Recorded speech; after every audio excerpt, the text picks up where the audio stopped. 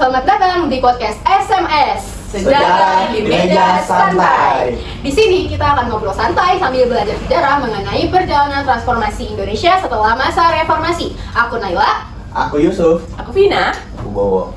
Dan pada episode kali ini kita akan membahas perubahan sosial budaya pasca reformasi dengan pembahasan utama yaitu pola pikir masyarakat, budaya politik, dan pengaruh-pengaruhnya pada dinamika kehidupan sekitar kita atau kehidupan berbangsa dan bernegara. Oke, jadi setelah jatuhnya Orde Baru, bangsa kita memasuki era baru nih, bukan hanya era baru dalam budaya politiknya, tapi juga budaya bersosial, bermasyarakat, dan banyak hal lainnya seperti kita mengekspresikan diri, bagaimana kebebasan kita, bagaimana wartawan lebih bebas mungkin. Nanti kita bahas deh soal detail-detailnya. Oke, jadi mari kita telusuri bersama tentang beberapa fenomena yang menarik yang dapat membentuk bangsa Indonesia. Setiap perubahan kecil bisa berdampak besar dalam tatanan sosial dan budaya kita. Jadi, siapkan diri kalian untuk terinspirasi dan ikut serta dalam diskusi seru tentang masa lalu, sekarang, dan masa depan Indonesia. Selamat mendengarkan. Fun fact-nya guys, kita itu kaum-kaum yang lahir di atas 2000-an semua ya, which is kita adalah produk setelah reformasi. Kemarin orang tua aku nonton YouTube pada zaman reformasi gitu, mereka malah cerita-cerita tuh enak dan gak enaknya belum sekarang. Kalau boleh tahu nih ya, Wak, emang mereka bahas apa aja sih tentang enak gak enaknya? Banyak demo, keuangan, politik, hoax, itulah masa-masa dulu. Dan menurut kamu apa penyebab faktor utama dari Banyak sih, reformasi kira-kira 1998? Kalau faktor utamanya itu pasti banyak, kompleks, dan mungkin agak menjelimet ya. Ini aku coba pemikiran aku aja nih. Kalau menurut aku sih, pertama dari pemerintahannya itu korupsi, kolusi, dan nepotisme, dan dari, ya? benar, dari situ masyarakatnya nih jadi nggak puas sama pemerintahnya. Dan bukan cuma itu nih, kayak itu kan pemerintahnya udah kacau banget nih. Kita juga ada satu masalah yang paling penting nih, masalah ekonomi, krisis moneter. Itu salah satu faktor kunci yang bikin kejadian ini juga. Anyway, kalian tahu apa itu krisis moneter gak? Aku tahu. Krisis moneter itu bukannya yang ini nggak sih, yang penurunan nilai mata uang yang anjlok banget? Iya, benar. Yang Benar, itu parah banget loh. Parah. Kayak apa ya? Beneran sejauh itu. Jauh dari angin ke tanah. Krisis moneter tuh separah itu. Kayak harga barang pada naik. Terus Barangnya pernah jadi? barangnya semuanya Banyak. semua ya. Karena bukan masalah di satu barang atau satu perusahaan, tapi Emang masalah di semuanya nggak uangnya. sih, keseluruhan dalam mata uang? Oh, setahu aku juga ada pengaruhnya sama politik. gagalan pemerintah mungkin. Bisa jadi. Tadi kan kamu bilang kalau krisis moneter itu ada hubungannya sama pemerintahan, sama politik kayak Benar, gagalan ya. pemerintah ya kan.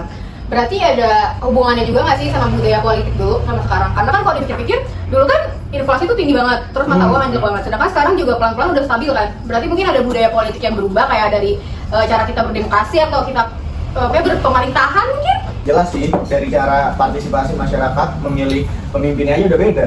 Dulu cuma ada 3 partai, Apa aja P3, Golkar, sama PDI. Tahu kalau PD itu yang Partai Demokrasi Indonesia. Terus kalau Nah. PPP itu Partai Persatuan Pembangunan. Ya.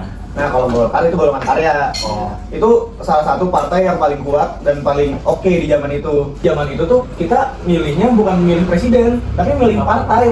Terus nanti siapa yang jadi presidennya, siapa yang jadi wakilnya, itu dipilih sama partainya. Kita nggak punya kemampuan buat Milih presidennya. Iya, benar. Jadi kita cuma milih partainya doang, Yes, jadi presidennya benar. dipilih sama Iya. partai itu. Ya, dan dulu nih katanya ya, kalau misalkan kita nih nggak milih salah satu partai, kita bisa hilang nyawa, hilang kerjaan, atau diancam, mungkin hilang, tapi nggak balik lagi. Itu partai apa tuh yang kayak gitu? Yang paling berkuasa tuh apa dari 3 itu? Nah, kalau yang paling berkuasa dulu sih Golkar. Nah, terus kenapa partai Golkar menang terus ya? Dulu menang terus karena dia pertama nih dapat dukungan penuh dari militer, kemiliteran kayak gitu. Tapi zaman dulu kan militer juga bisa berpolitik, Iya, jadi benar. ini overpower banget nih. Dia juga dapat dukungan dari pemerintahan. Lah, kok bisa? Kan dia sebelumnya menang. Soeharto ya? Bener. Soeharto. Dia kayak snowball effect, menang sekali, dia udah set up buat menang keduanya, dilanjutin terus. Dan dulu nih ada yang namanya regulasi yang nguntungin Golkar. Regulasinya apa? Itu tuh kayak penyempitan partai gitu, penyederhanaan. Nah, penyederhanaan partai ini nguntungin Golkar banget, jadi dia bisa menang terus dan nggak terkalahkan lah, karena emang overpower itu. Oh, kalau dulu gue baru ya. Tapi itu nggak adil. Iya, Nggak adil. benar. Yang pasti nih ya, kalau dibandingin zaman sekarang, zaman dulu mah udah kacau deh. Mungkin Serem. udah serem, kita nggak bisa. Sekarang kita kan bebas memilih apa aja. Ada banyak partai kan, PKS, Demokrat, Gerindra, ya ada banyak lah PAN, terus juga PKB. banyak banget. Kita juga bebas kan milih sesuai kemauan kita. Kalau zaman dulu mana bisa, udah cuma 3, diancam-ancam. Iya. Kacau sih. Super gak bebas ya guys zaman dulu itu. Kacau. Berarti secara demokrasi aja tuh dari zaman reformasi sama zaman sekarang itu udah beda ya? Gimana sih dari zaman reformasi yang mendorong perkembangan nilai-nilai demokrasi di masyarakat? Kan dari segi pemilihannya aja tadi kata Yusuf udah beda ya? Jadi pas zaman Orde Baru tuh orang disuruh milih suatu partai, jadi nggak transparan, nggak adil, yang kayak Ucup bilang tadi. Ya, jadi kalau mau berkuasa itu dari partai nggak langsung ke presiden. Ke pemerintahan. Oh ya, pemerintahan. Iya. Nah, kalau masa reformasi itu udah berubah jadi multi partai, banyak partainya Ya. pada tahun 1999. Nah, jadi itu pemilu itu dipilih langsung oleh rakyat. Aku ingat waktu itu pernah ada materi sejarah sama Bu Ade tentang kabinet-kabinet gitu. Kan pemilu pertama kali kan jalan 1999 kan dari programnya Burhanuddin Harahap. Iya benar. Berarti logikanya kalau partisipasi masyarakat di politik itu kan nggak beda jauh ya sama kebebasan berpendapat. Perubahan signifikannya apa deh kalau menurut kamu setelah reformasi ini?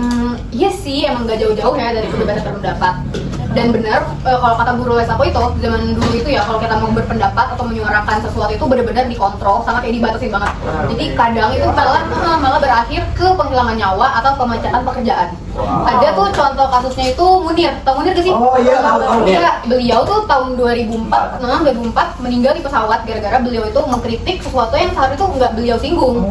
Ketentut emang. Serem banget ya. Makanya. Bahkan di pesawat aja bisa meninggal. Iya kan kayak berarti ada sesuatu dong di zaman Berarti itu. iya, udah ada rencana yang ada yang janggal. Maksudnya walaupun kita udah bebas berpendapat di reformasi, belum tentu kita selamat juga. Dan itu malah berlaku ke sekarang juga kan. Kayak belum tentu kalau kamu menyuarakan kebenaran, kamu bakal selamat. Enggak juga. Kadang ada aja yang punya kuasa gitu ya, malah menyalahgunakan kuasanya. Ya kan itu Iya. super nggak baik ya guys. Bener sih, emang di masa-masa lalu itu para aktivis sama mahasiswa ditangkap sampai hilang nyawanya oleh pemerintah.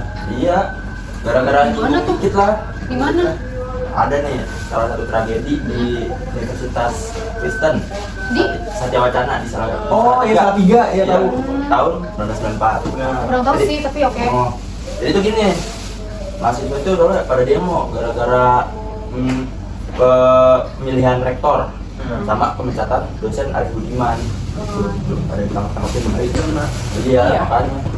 Iya, ya berdampak juga sih ke sekarang mungkin dengan kebebasan berpendapat itu ya atau menyuarakan sesuatu gitu. Sekarang kan maksudnya mungkin lebih ke karena masuknya teknologi dan era digital juga kita kan lebih menggunakan sosial media atau media massa ya.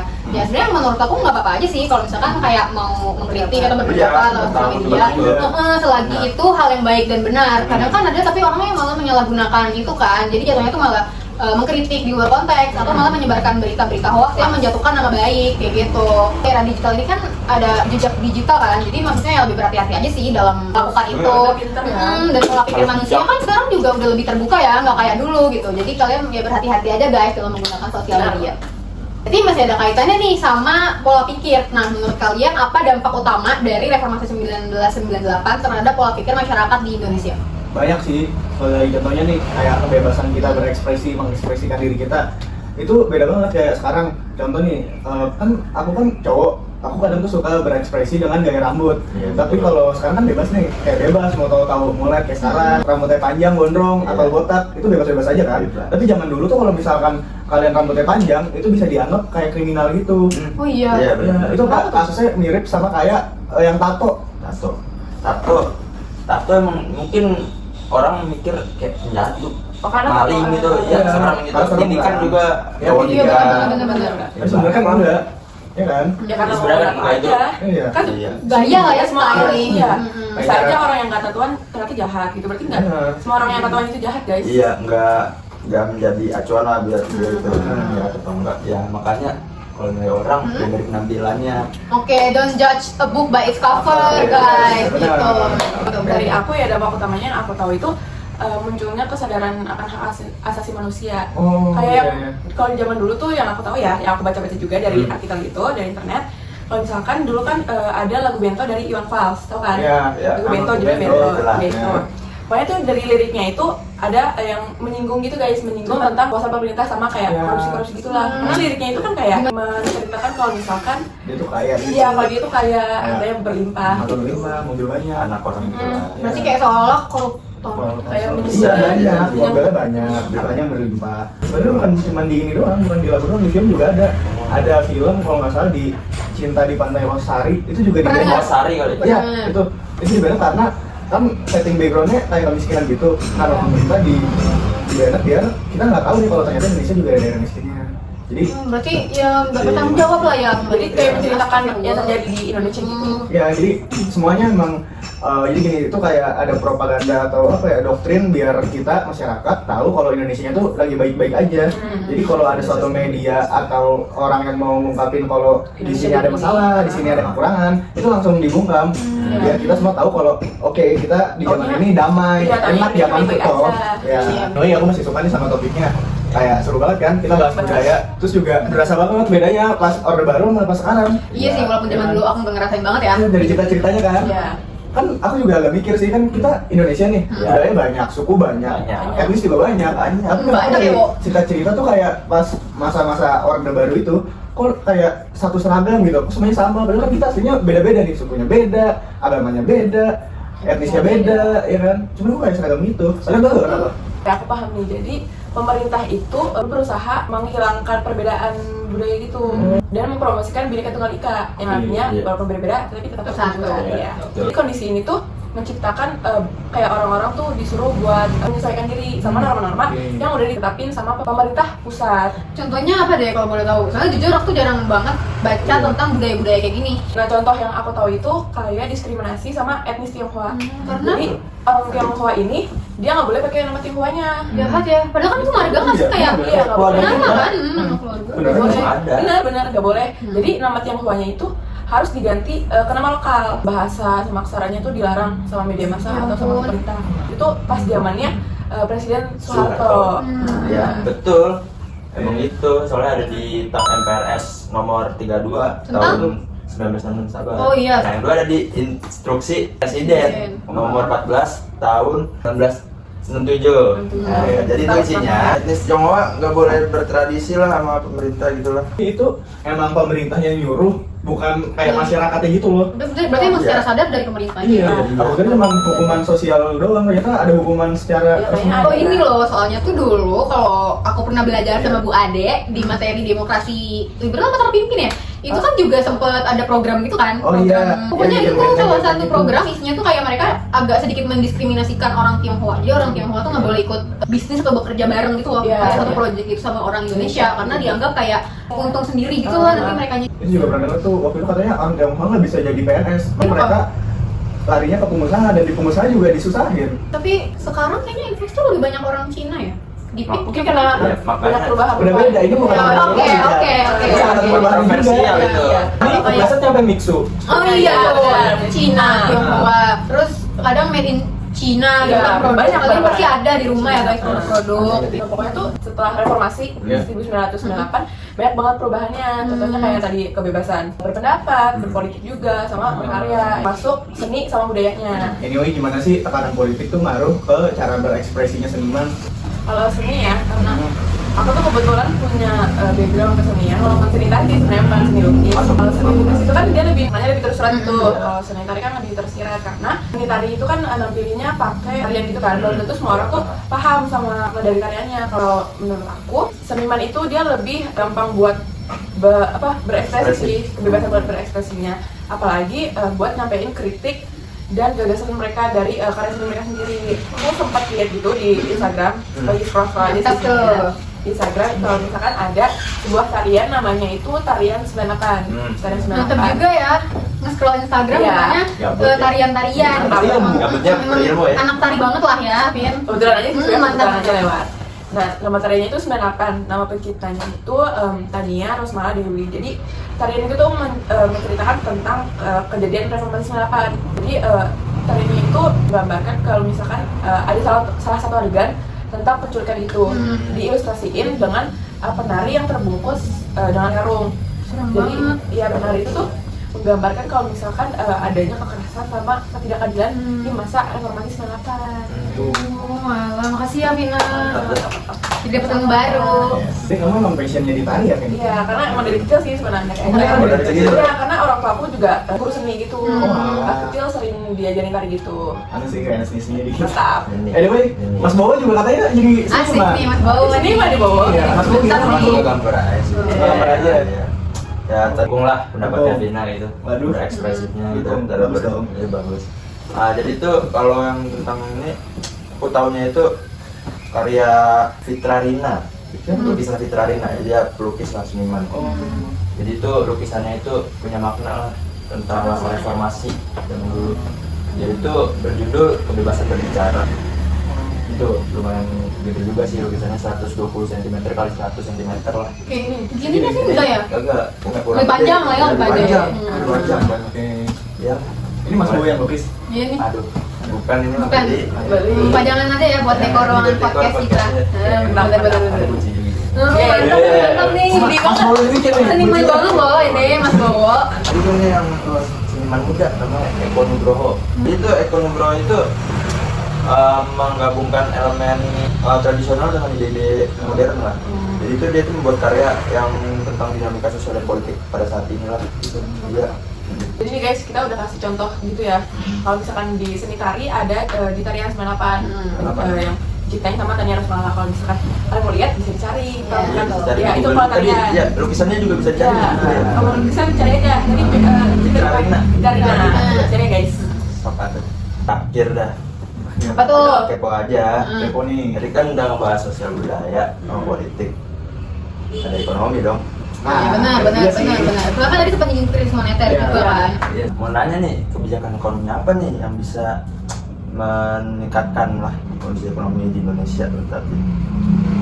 Jujur ya kalau menurut aku, maksudnya yang kita bisa lihat aja kali ya, mungkin dari segi pembangunan infrastruktur kali ya, kayak contohnya jalan tol, terus pelabuhan, terus bandara. Iya. Kan emang tujuannya kan untuk konektivitas satu sama lain ya, dan meningkatkan pertumbuhan ekonomi. Terus juga contoh aja Bandara Soekarno-Hatta itu setahu aku 85% pengelolaan karbonnya itu yang dikelola sama Angkasa Pura II itu tuh berasal dari Bandara Soekarno-Hatta. Jadi kan kayak emang secara nggak langsung dia membuktikan kan kalau dia ini emang oke lah sebagai apa ya, Sibuk lah.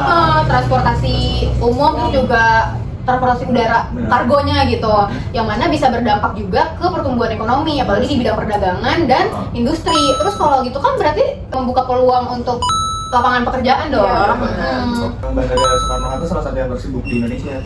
Karena semuanya apa-apa di situ nggak sih? Iya betul. Kan itu yang go internasional juga. Iya. Anyway, terima kasih ya udah ngasih sudut pandang ekonominya. Iya, ini saya. Dan kita udah nggak berasa aja udah sampai di penghujung acara. Iya benar nih. Jadi gimana nih, kita habis bahas banyak hal, kita bertukar pikiran. Apa nih yang kalian dapat? Aku dapat sih tentu aja sangat senang ya karena aku bisa dapat pelajaran baru ya kan dari kalian, apalagi POV budaya seni yang emang aku nggak tahu kan. Iya. Gitu, jadi nambah pengetahuan juga, terus juga bisa diskusi bareng, seneng banget gitu sih. Jadi aku Sambil lebih nyantai juga, ya. sambil nyantai. Makan. Terus juga aku jadi mikir kayak, wah kita nih sebagai generasi di yang masa sekarang nih harus bener-bener Bersyukur ya, karena Iya. dapat banyak privilege gitu, walaupun dulu tuh masanya agak-agak keras gitu. Iya. Sekarang udah lebih enak, kita bisa bebas berpendapat. Keluarkan pendapat kalian yang baik-baik. Berkarya, berpolitik. dimanfaatkan yang sebaik-baiknya, betul. Iya, jangan sampai merugikan orang lain. Benar, guys. Oke. Terima kasih. Semoga video ini bermanfaat ya. Oke. Iya, Assalamualaikum. dadah. Dadah. Makasih Wade. Terima kasih Wade. Terima kasih buat